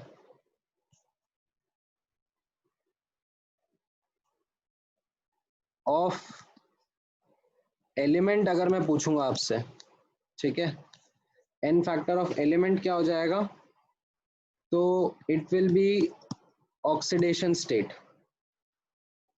ठीक है, ऑक्सीडेशन स्टेट का मॉड वैल्यू।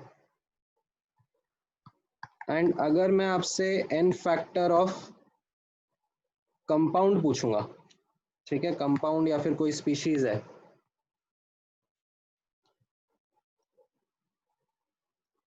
इसका एन फैक्टर पूछूंगा तो उसके लिए नोटिस करना there will be either reacting condition और नॉन रिएक्टिंग कंडीशन। ठीक है, अब ऑब्जर्व करना रिएक्टिंग कंडीशन में कैसा रहेगा, एसिड्स के लिए हमने अलग से करा था, बेस के लिए हमने अलग से करा था एंड सॉल्ट्स के लिए हमने अलग से करा था। या इनफैक्ट यहाँ पर नॉन रिएक्टिंग पहले लिखते हैं, नॉन रिएक्टिंग कंडीशन में हम लोगों ने पहले करा था। नॉन रिएक्टिंग कंडीशन में कैसा था,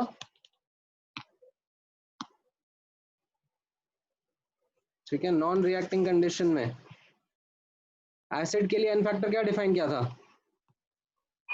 ionizable H number of H plus that can be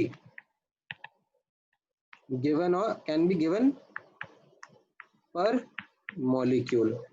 ठीक है, तो यहाँ पर तीनों वर्ड इंपॉर्टेंट है, number of H plus, can be and पर मॉलिक्यूल। ठीक है, रिएक्टिंग कंडीशन में कैसा हो गया था, रिएक्टिंग कंडीशन में कैसा हो गया था एसिड एंड बेस के लिए, actual number of H plus. ठीक है, actual number of H plus given और टेकन per molecule.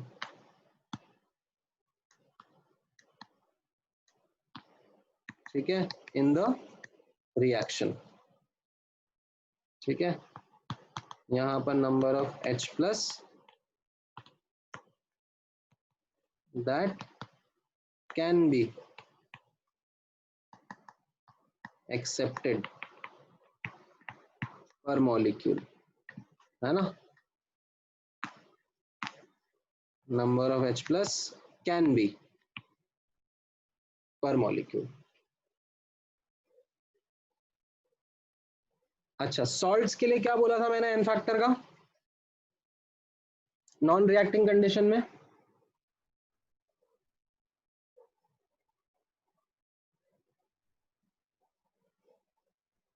सॉल्ट्स के लिए it is the net cationic और नेट अनायनिक चार्ज. ठीक है, मॉड वैल्यू के साथ में अनायनिक का मॉड लेने का. याद है ये वाला लास्ट क्लास में करा था अपन ने? यस. ठीक है, अच्छा, फिर यहाँ पर आज हमने अभी टाइम स्पेंड करके सीखा रिएक्टिंग कंडीशन में फॉर अदर कंपाउंड्स हम लोग कैसे निकाल रहे हैं एन फैक्टर. तो यहाँ पर क्या आया डेफिनेशन एन फैक्टर कैलकुलेशन का? Net change in oxidation state per molecule. ठीक है, नेट एंड पर दोनों इंपॉर्टेंट है. Net change in oxidation state per molecule. अब इसके साथ में आज जो मैंने आपके साथ में यहाँ पर डिस्कस करा उसमें कैसा रहेगा? This is applicable for simple redox reactions. ठीक है, अगर हमारे थोड़े से कॉम्प्लिकेटेड रिडॉक्स रिएक्शंस हैं जैसे इंट्रामोलिकुलर रिडॉक्स या फिर डिस्प्रपोर्शनेशन, कॉम्प्रपोर्शनेशन, उसमें हम लोग अलग से तरीका देखेंगे. ठीक है, तो वो तरीके ऐसे होते हैं जिनको आपको याद रखना पड़ेगा.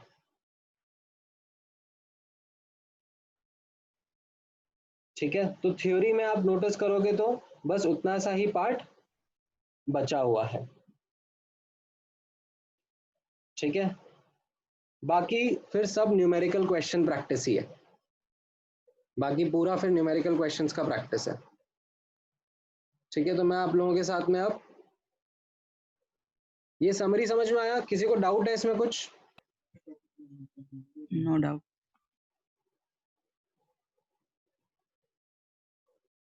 All clear? सर हाँ बोलो. प्लीज अगेन एक्सप्लेन करो. ऑल राइट, तो एक बार दोबारा मैं समझा देता हूँ. देखो, जैसे मैंने आपको बताया कि हमें एन फैक्टर कैलकुलेशन काफी इंपॉर्टेंट रहेगा. तो एन फैक्टर कैलकुलेशन का मैंने यहाँ पर समरी आप लोगों के साथ में डिस्कस करा, जिसमें अगर कोई एलिमेंट है, ठीक है, उसका एन फैक्टर आपसे पूछा जाता है, ठीक है, जस्ट ऐसे ही एलिमेंट के बारे में, तो वो उसका ऑक्सीडेशन स्टेट यूज करके हम लोग बता देते हैं कि ये उसका जो वैलेंसी रहेगा. ठीक है, जैसे एग्जांपल मैं आपसे पूछता हूँ. ठीक है, यहाँ पर एग्जांपल देखना. इक्विवेलेंट वेट ऑफ Fe, ठीक है, इन FeCl2, ये अगर मैं आपसे पूछ रहा हूँ, ऐसा पूछ रहा हूँ, equivalent weight of Fe in FeCl2, तो आपका आंसर रहेगा atomic weight 56 upon n factor कितना है इसका Fe का? यहाँ पर Fe की वैलेंसी कितनी दिख रही है? 2. तो ये आपका आंसर हो जाएगा 56 अपॉन 2. तो ये तो क्या हो गया, किसी एलिमेंट का अगर आपसे एन फैक्टर पूछा जाए तो. ठीक है, अब जनरली कंपाउंड्स के एन फैक्टर पूछे जाते हैं, ठीक है। कंपाउंड्स के एन फैक्टर कितने हो जाते हैं, कैसे हो जाते हैं, वो हम कैलकुलेशन यहाँ पे देख रहे हैं। तो कंपाउंड का एन फैक्टर कैसा रहता है, अब वो सिनेरियो पे डिपेंड करता है, ठीक है। तो एक सिनेरियो हो सकता है रिएक्ट नहीं कर रहा है, और एक सिनेरियो हो रहा है कि रिएक्ट कर रहा है। तो अगर रिएक्ट नहीं कर रहा है तो यहाँ पर देखना एसिड का, बेस का, एंड जो भी हमारे नॉर्मल सॉल्ट्स या कंपाउंड्स होते हैं, ठीक है, उनके लिए कैसे निकालते हैं, पर मॉलिक्यूल कितने H+ दे सकता है या ले सकता है, ये एसिड बेस के लिए होगा, ठीक है। एंड सॉल्ट में नेट कटायनिक या नेट अनायनिक चार्ज कितना होगा, उसके बेसिस पे एन फैक्टर लिखा जाता है, राइट। जैसे फॉर एग्जांपल यहाँ पर H2SO4 का एन फैक्टर क्या लिखूंगा मैं, 2, H3PO4 का एन फैक्टर क्या लिखूंगा, 3, ठीक है। यहाँ पर मैं बेरियम हाइड्रोक्साइड का एन फैक्टर क्या लिखूंगा, 2, है ना। NH4OH का एन फैक्टर क्या लिखूंगा, 1, ठीक है। यहाँ पर सॉल्ट के केस में अगर आपको याद हो तो हम लोग जैसे MgCl2 देख रहे हैं, तो इसका एन फैक्टर कितना हो जाएगा, 2, MgCl2 का एन फैक्टर आ जाएगा 2, राइट।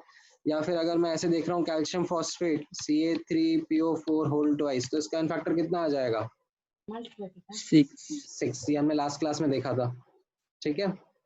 यहाँ पर फिर मान लो अगर रिएक्शन हो रही है, मान लो ऐसी रिएक्शन हो रही है, H3PO4 plus NaOH gives NaH2PO4 plus H2O। तो इसमें अगर मैं आपसे पूछूंगा एन फैक्टर H3PO4 का कितना लेना है, तो आपका आंसर होगा 1, क्योंकि एक ही H+ इसने दिया है पर मॉलिक्यूल, है ना। एंड यहीं पर फिर मैंने रिडॉक्स रिएक्शन वाला केस आपके सामने डिस्कस करा, ठीक है। मान लो मैं एक एग्जांपल ले लेता हूँ यहाँ पर, वही रिडॉक्स रिएक्शन वाला, Zn plus HCl giving ZnCl2 plus H2, and मैं आपसे H2 का एन फैक्टर पूछ रहा हूँ, तो आपका आंसर क्या रहेगा, हाइड्रोजन +1 से 0 आ रहा है, तो चेंज कितना हो गया, 1 का, एंड कितने एटम्स है इसमें पर मॉलिक्यूल, क्योंकि पर मॉलिक्यूल करना है, तो 2 हाइड्रोजन आइटम है, दोनों के दोनों +1 से 0 जा रहे हैं, तो आपका एन फैक्टर आ गया 2। ये समझ में आया,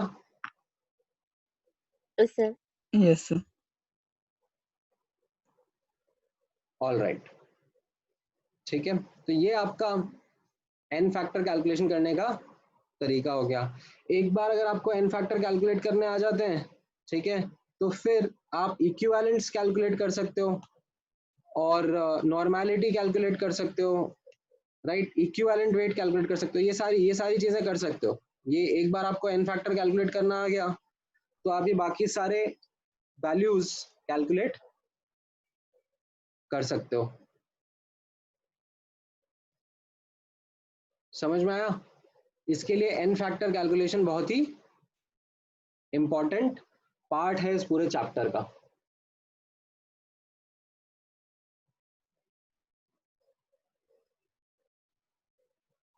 ठीक है, अब मैं थोड़े से एग्जांपल प्रैक्टिस करा दूं आपको।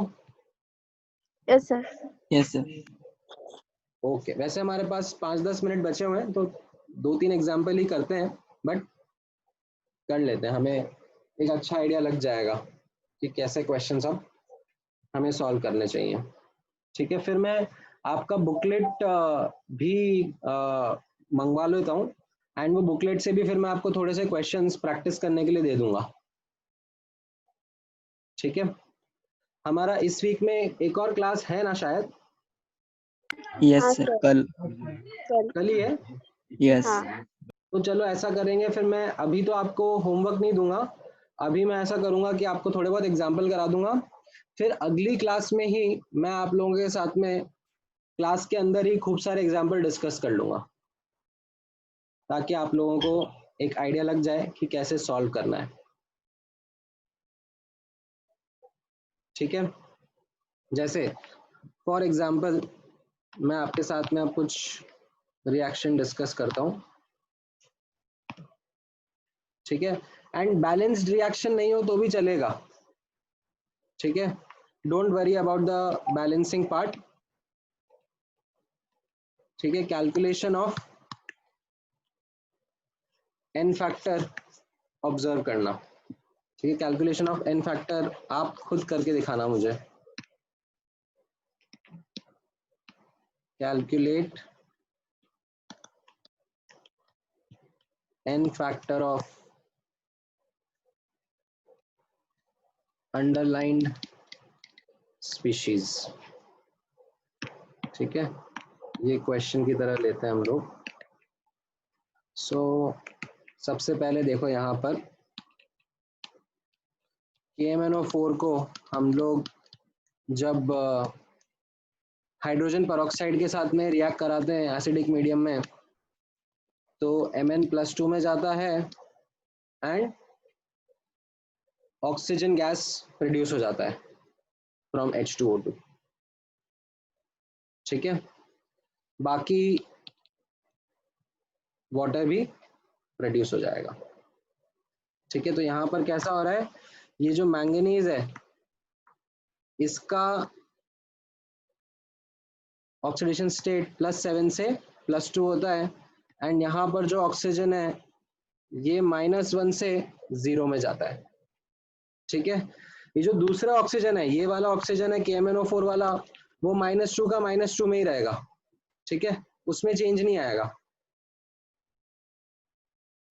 जो KMnO4 के अंदर ऑक्सीजन है वो चेंज नहीं हो रहा है, ये स्पेक्टेटर ही है। जो ऑक्सीजन चेंज हो रहा है वो हाइड्रोजन पेरोक्साइड का ही चेंज हो रहा है। ये मैं आपको क्वेश्चन में इंफॉर्मेशन बता रहा हूँ। ठीक है, तो अब आप मुझे एन फैक्टर कैलकुलेट करके बताओ। ठीक है, सर इसका 5 हाँ, इस केस 2 में एकदम सही। 5 2 5 2 एंड एक का चेंज आ रहा है, 2 एटम है। परफेक्ट, ठीक है। अच्छा, अभी थोड़ा सा मॉडिफाई करते हैं। देखो K2Cr2O7, ठीक है, plus I minus in acidic medium is giving Cr+3 and I2। ठीक है, बाकी सब जो है वो स्पेक्टेटर है, वो सब मैंने नहीं लिखे, मैं सिर्फ ये रिडॉक्स स्पीशीज लिख रहा हूँ। और मुझे आप इन सब के एन फैक्टर बताओ अब क्या रहेंगे। 6 हाँ, पहले वाले का सही है, 6 1 दूसरे वाले का भी सही है,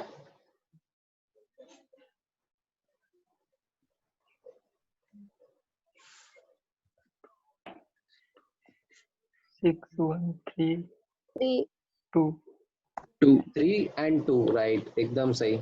सो यहाँ पर आप नोटिस करोगे क्रोमियम +6 स्टेट में है, से +3 में जा रहा है, एंड आयोडीन -1 से 0 जा रहा है। तो यहाँ पर 3 का चेंज आ रहा है, 2 एटम है, 1 का चेंज आ रहा है, 1 एटम है, 3 का चेंज आ रहा है, 1 एटम है, एंड 1 का चेंज आ रहा है, 2 एटम है। ये समझ में आया?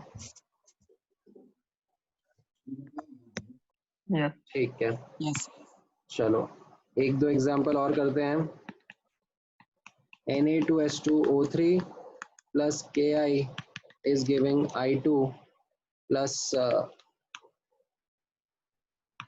Na2S4O6। ठीक है, बाकी और भी होंगे बट वो सब रिडॉक्स स्पीशीज हैं तो मैंने लिखे नहीं। जो जो रिडॉक्स स्पीशीज हैं वो मैंने आपके लिए लिख दिया। ठीक है, ये भी एसिडिक मीडियम में होने वाला रिएक्शन है।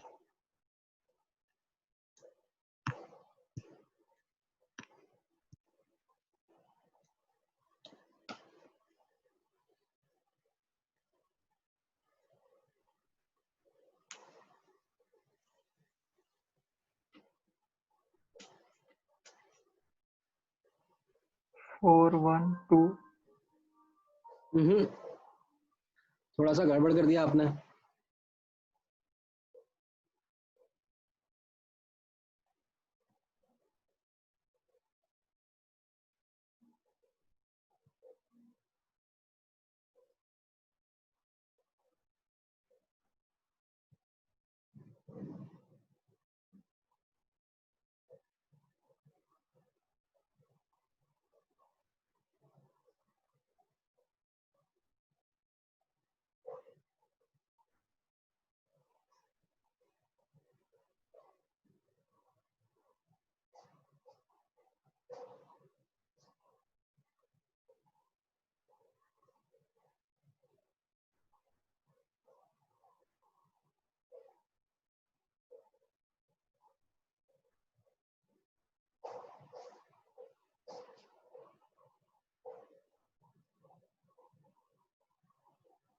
1,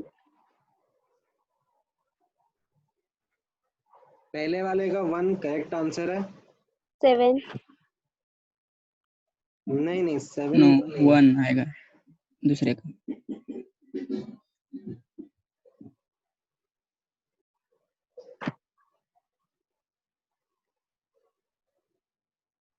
1 sir, 1, हाँ, सो दूसरे वाले का 1 करेक्ट है, 2 2, 2 करेक्ट है तीसरे वाले का,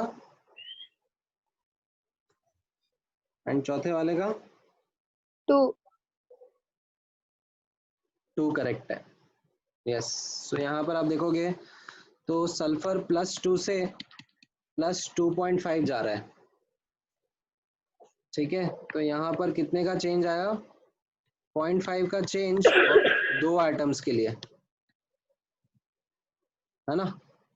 यहाँ पर आयोडीन -1 से 0 जा रहा है, तो 1 का चेंज 1 आइटम के लिए, यहाँ पर 1 का चेंज 2 आइटम के लिए, एंड यहाँ पर 0.5 का चेंज 4 आइटम ऑफ सल्फर, है ना। तो n फैक्टर 2 आ जाएगा। समझ में आया ये? Yes. Alright, so I think अब आपको धीरे धीरे समझ में आ रहा है कि किस तरीके से हम लोग n फैक्टर कैलकुलेट करेंगे। ठीक है, तो कल ही हमारा क्लास है, तो मेरा आपसे बस रिक्वेस्ट इतना रहेगा कि आप लोग जो मैंने लास्ट 2 क्लास में पढ़ाया है उसका अच्छे से रिवीजन करके आ जाओ, फिर हम लोग नेक्स्ट क्लास में क्वेश्चंस और प्रैक्टिस करेंगे। ठीक है, यस। बाकी थोड़ा सा ही थ्योरी बचा है, अब इस चैप्टर में सिर्फ और सिर्फ कैलकुलेशंस ही हैं। ठीक है, मतलब क्वेश्चन सॉल्व करने, प्रैक्टिस करने, बट थ्योरी इतना सही है क्योंकि हमारा ऑब्जेक्टिव फुलफिल हो गया। हमारा ऑब्जेक्टिव था relationship between reactants and products निकालना, जो कि हमें अब आ गया है without the need of balanced equation. ठीक है, चलो तो फिर मैं अभी लेक्चर क्लोज कर दूं। ओके। चलो, all right, thank you guys.